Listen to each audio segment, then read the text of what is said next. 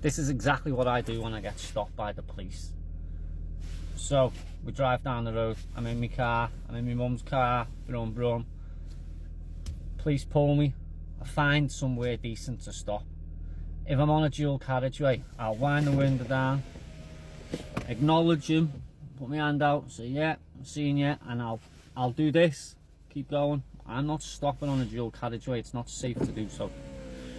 So I'll find somewhere where there is a parking space available. If he'd like to come up next to me and say, stop your car, I'll say, it's not safe to do so, officer. We'll continue until there is somewhere safe to stop my car.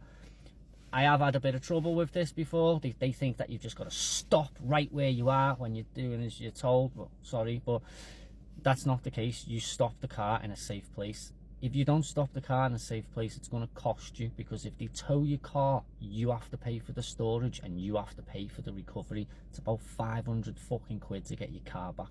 So don't do that. Just keep driving and stop somewhere safe.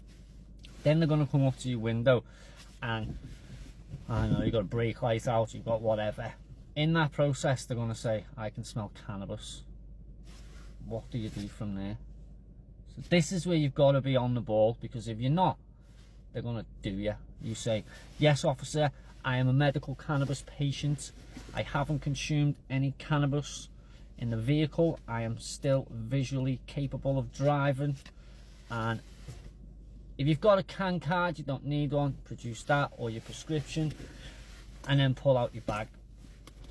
Inside your bag, you want your medical, your vaporizer, and some guidance. So this guidance is for the police. This is the Equality Act. So what I'd say is, there's the Equality Act, there's my identification. I'm a medical cannabis patient. Now, most police officers don't care. They don't know what to do from there. Their you know, go-to step is arrest. Like, there's cannabis, it's a drug. They don't realise the law's changed. They don't care the law's changed, and they don't care about you and your rights either. They just think they're on a winner. So you're about to get arrested. As long as everything is in here, as long as your medicine has got the label on it with your name, doesn't even have to be in date, but still, and you're using a vaporizer, you haven't got spliffs in the car, bongs in the car, or, you know, anything untoward. If you have, take it on the chin, because that's your problem. Do you know what I mean? If you are abiding by the law, you are allowed to do what you're doing. So you get arrested, it's probably going to take your bag, and you're going to the custody suite. While you're at the custody suite, it's important to only answer your name, date of birth, and address. So they're going to say, are you on any other medication? You're going to say no comment. They're going to say, do you feel suicidal? You're going to say no comment. And they're going to turn around and say, this isn't an interview, this is just so I can process you. And you're going to say, I have the right to remain silent. Anything I say can and will be used against me. And that's it. He has to just deal with it. He's got boxes to tick, but now he can't tick them. So it might get him a bit frustrated, but that's not your problem. So he's then going to say, we would like to take blood. And you're going to say, that's fine.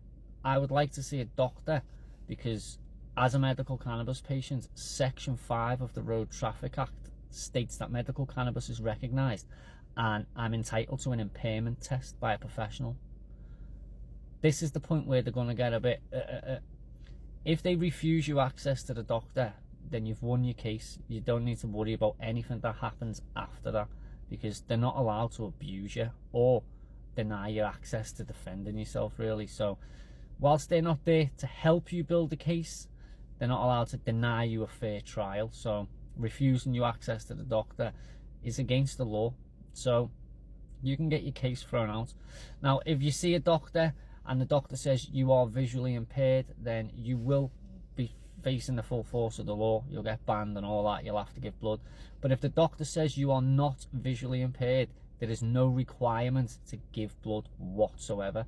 Now, if they don't let you see a doctor and they just take blood, that's actually assault, because they're not allowed to just take your blood from you like that. They have to follow a process. They have been abusing this process, and a lot of people have got a lot of horror stories when it comes to this. Some people say, well, that didn't work for me and this didn't work for me. There's so many different ways that they can do you over. That's why it's so important to stay silent. Do not speak to them. They're not your friends. Don't chit chat. You owe them nothing. So stay quiet and remember that this person is trying to prosecute you. They are trying to do you over. So don't give them any ammunition to do so. Then when you're released from the custody suite, you might have to go to court and face the consequences. If you refuse a roadside swipe, that's a 12-month ban. If you refuse to give blood, that's a 12-month ban. Both of them require a medical to get your driving license back, so you know that can be a bit costly, but you can still get your license back. If you haven't been considered visually impaired, that's the end of it. You are sent out the custody suite and no charges can be brought against you. So it's important to see a doctor, and it's important to not drive whilst visually impaired. Now, that's about as much as I can help you with. That is what I do when I'm in that situation. I've been in this situation 7 times and I've only won twice.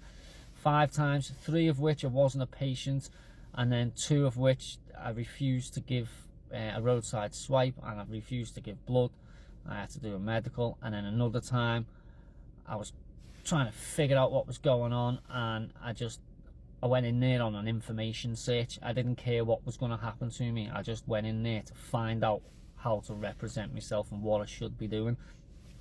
This process led me to the doctor.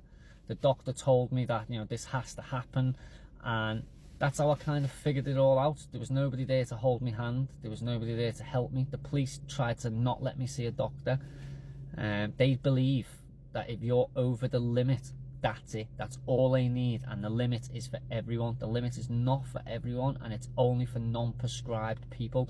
Scientists have said that they don't know how fast the human body can break down THC, because everybody they've tested produces a different result.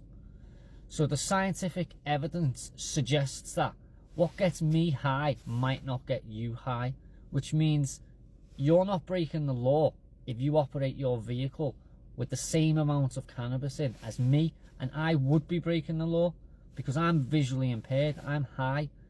So you are allowed it in your system, you are allowed to be over the non-prescribed limit, but you are not allowed to be visually impaired. That's the offence. You are not allowed to drive in the UK whilst under the influence of alcohol or drugs or visually impaired. So medication has its own rules. You're allowed to take it, but you're not allowed to consume so much that you feel dizzy or impaired. If you feel like that, you must not drive your vehicle. So now you know. That's probably everything. If there's anything I've missed and you want to send me a message, send me some voice notes. I'm here all day and all night, man. Just hit me up. But step by step, don't fall for it. Don't lose your card. Don't pay massive fines. Don't refuse anything. And just follow the process, mate. Stay quiet and you'll be sweet. One love.